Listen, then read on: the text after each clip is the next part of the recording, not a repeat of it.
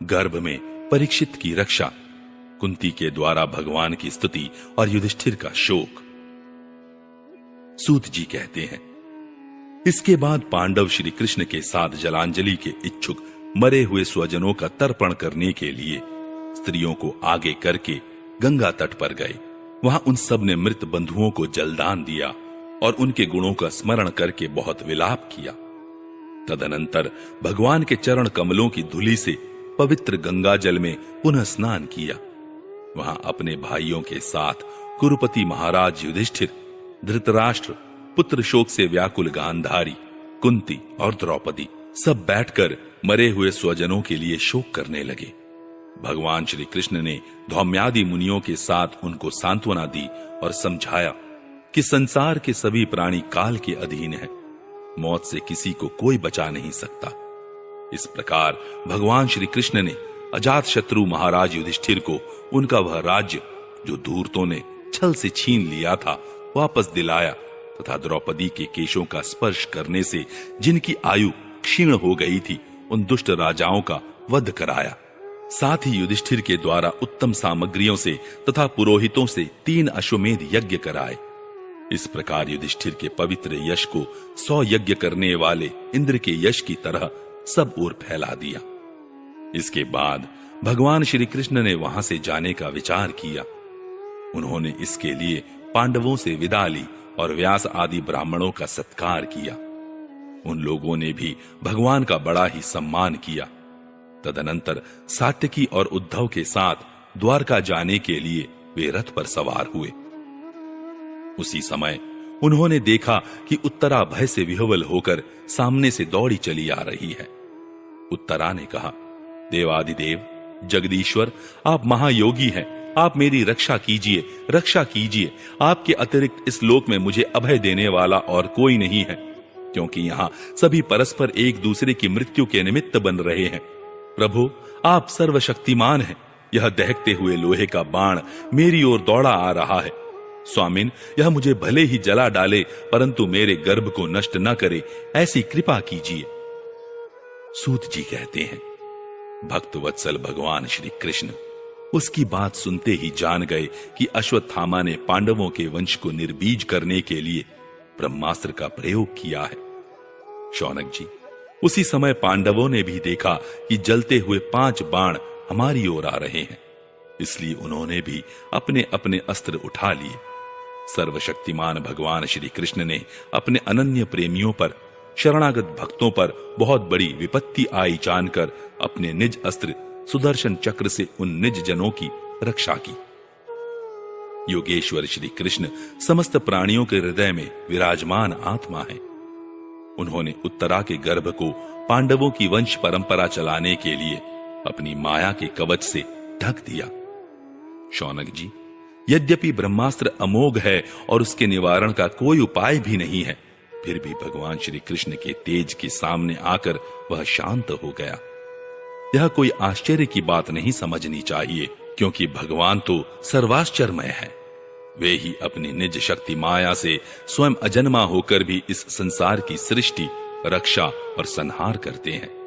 जब भगवान श्री कृष्ण जाने लगे तब ब्रह्मास्त्र की ज्वाला से मुक्त अपने पुत्रों के और द्रौपदी के साथ सती कुंती ने भगवान श्री कृष्ण की इस प्रकार स्तुति की। कुंती ने कहा, आप समस्त जीवों के बाहर और भीतर एक रस स्थित हैं, फिर भी इंद्रियों और वृत्तियों से देखे नहीं जाते, क्योंकि आप प्रकृति से परे आदि पुरुष परमेश्वर हैं।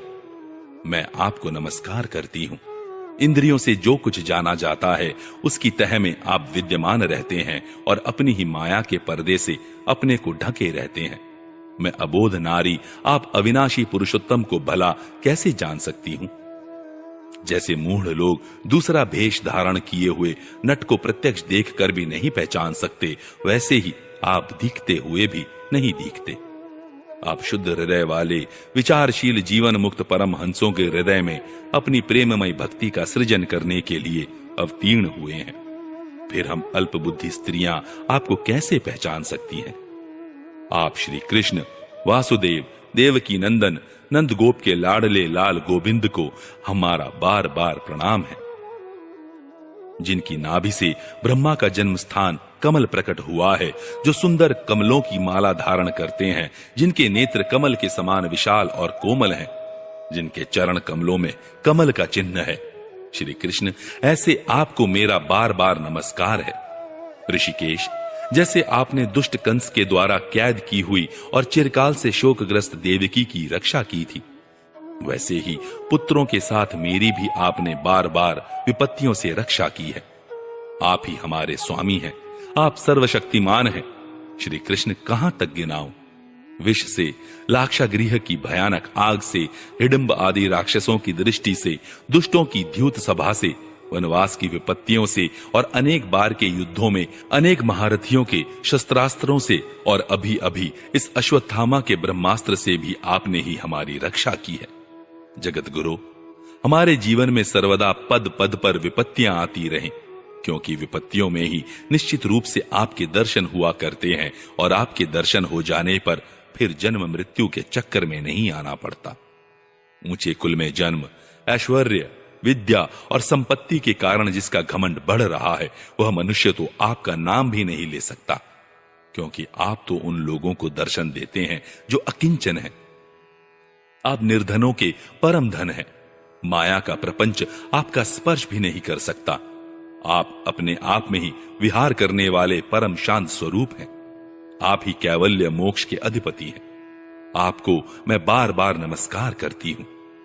मैं आपको अनादि, अनंत, सर्वव्यापक, सबके नियंता, काल रूप परमेश्वर समझती हूं। संसार के समस्त पदार्थ और प्राणी आपस में टकराकर विषमता के कारण परस्पर विरुद्ध हो रहे हैं, परंतु आप सब में समान रूप से विचर रहे हैं। भगवान, आप जब मनुष्यों की सी लीला करते हैं, तब आप क्या करना चाहते हैं यह कोई नहीं जानता। आपका कभी कोई न प्रिय है और न अप्रिय। आपके संबंध में लोगों की बुद्धि ही विषम हुआ करती है। आप विश्व के आत्मा है, विश्व रूप हैं। न आप जन्म लेते हैं और न कर्म ही करते हैं, फिर भी पशु पक्षी, मनुष्य, ऋषि, जलचर आदि में आप जन्म लेते हैं और उन योनियों के अनुरूप दिव्य कर्म भी करते हैं। यह आपकी लीला ही तो है। जब बचपन में आपने दूध की मटकी फोड़कर यशोदा मैया को खिजा दिया था और उन्होंने आपको बांधने के लिए हाथ में रस्सी ली थी, तब आपकी आंखों में आंसू छलक आए थे। काजल कपोलों पर बह चला था, नेत्र चंचल हो रहे थे और भय की भावना से आपने अपने मुख को नीचे की ओर झुका लिया था। आपकी उस दशा का, लीला छवि का ध्यान करके मैं मोहित हो जाती हूं। भला जिससे भय भी भय मानता है, उसकी यह दशा। आपने अजन्मा होकर भी जन्म क्यों लिया है, इसका कारण बतलाते हुए कोई कोई महापुरुष यों कहते हैं कि जैसे मलयाचल की कीर्ति का विस्तार करने के लिए उसमें चंदन प्रकट होता है, वैसे ही अपने प्रिय भक्त पुण्य श्लोक राजा यदु की कीर्ति का विस्तार करने के लिए ही आपने उनके वंश में अवतार ग्रहण किया है। दूसरे लोग यों भी कहते हैं कि वसुदेव और देवकी ने पूर्व जन्म में आपसे यही वरदान प्राप्त किया था, इसीलिए आप अजन्मा होते हुए भी जगत के कल्याण और दैत्यों के नाश के लिए उनके पुत्र बने हैं। कुछ और लोग यों कहते हैं कि यह पृथ्वी दैत्यों के अत्यंत भार से समुद्र में डूबते हुए जहाज की तरह डगमगा रही थी, पीड़ित हो रही थी। तब ब्रह्मा की प्रार्थना से उसका भार उतारने के लिए ही आप प्रकट हुए। कोई महापुरुष यों कहते हैं कि जो लोग इस संसार में अज्ञान, कामना और कर्मों के बंधन में जकड़े हुए पीड़ित हो रहे हैं, उन लोगों के लिए श्रवण और स्मरण करने योग्य लीला करने के विचार से ही आपने अवतार ग्रहण किया है। भक्तजन बार बार आपके चरित्र का श्रवण, गान, कीर्तन एवं स्मरण करके आनंदित होते रहते हैं। वे ही अविलंब आपके उस चरण कमल का दर्शन कर पाते हैं जो जन्म मृत्यु के प्रवाह को सदा के लिए रोक देता है। भक्त वांछा कल्प तरु प्रभु, क्या अब आप अपने आश्रित और संबंधी हम लोगों को छोड़कर जाना चाहते हैं? आप जानते हैं कि आपके चरण कमलों के अतिरिक्त हमें और किसी का सहारा नहीं है। पृथ्वी के राजाओं के तो हम यों ही विरोधी हो गए हैं। जैसे जीवन के बिना इंद्रियां शक्तिहीन हो जाती हैं, वैसे ही आपके दर्शन बिना यदुवंशियों के और हमारे पुत्र पांडवों के नाम तथा रूप का अस्तित्व ही क्या रह जाता है। गदाधर, आपके विलक्षण चरण चिन्हों से चिन्हित यह कुरुजांगल देश की भूमि आज जैसी शोभायमान हो रही है, वैसी आपके चले जाने के बाद न रहेगी। आपकी दृष्टि के प्रभाव से ही यह देश पकी हुई फसल तथा लता वृक्षों से समृद्ध हो रहा है। ये वन, पर्वत, नदी और समुद्र भी आपकी दृष्टि से ही वृद्धि को प्राप्त हो रहे हैं। आप विश्व के स्वामी हैं, विश्व के आत्मा हैं और विश्व रूप हैं। यदुवंशियों और पांडवों में मेरी बड़ी ममता हो गई है। आप कृपा करके स्वजनों के साथ जोड़े हुए इस स्नेह की दृढ़ फांसी को काट दीजिए।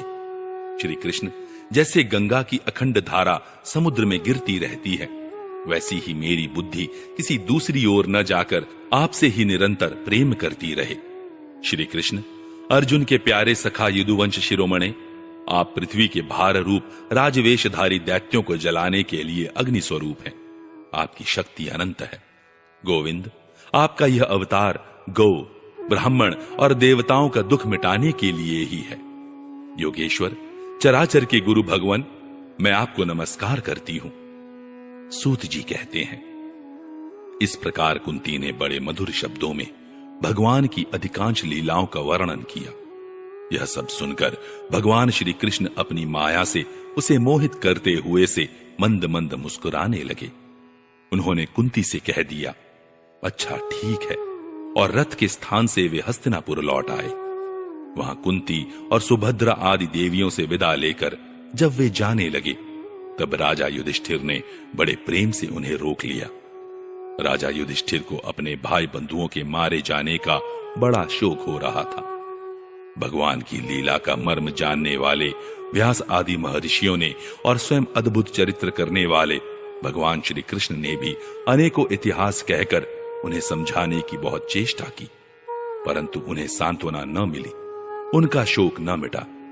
शौनकादि ऋषियों, धर्मपुत्र राजा युधिष्ठिर को अपने स्वजनों के वध से बड़ी चिंता हुई।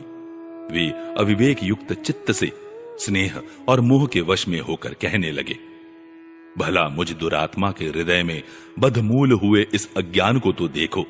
मैंने सियार कुत्तों के आहार इस अनात्मा शरीर के लिए अनेक अक्षौहिणी सेना का नाश कर डाला। मैंने बालक, ब्राह्मण, संबंधी, मित्र, चाचा, ताऊ, भाई बंधु और गुरुजनों से द्रोह किया है। करोड़ों बरसों में भी नरक से मेरा छुटकारा नहीं हो सकता। यद्यपि शास्त्र का वचन है कि राजा यदि प्रजा का पालन करने के लिए धर्म युद्ध में शत्रुओं को मारे तो उसे पाप नहीं लगता, फिर भी इससे मुझे संतोष नहीं होता। स्त्रियों के पति और भाई बंधुओं को मारने से उनके मेरे द्वारा यहां जो अपराध हुआ है, उसका मैं गृहस्थोचित यज्ञ यागादियों के द्वारा मार्जन करने में समर्थ नहीं हूं। जैसे कीचड़ से गंदला जल स्वच्छ नहीं किया जा सकता, मदिरा से मदिरा की अपवित्रता नहीं मिटाई जा सकती, वैसे ही बहुत से हिंसा बहुल यज्ञों के द्वारा एक भी प्राणी की हत्या का प्रायश्चित नहीं किया जा सकता।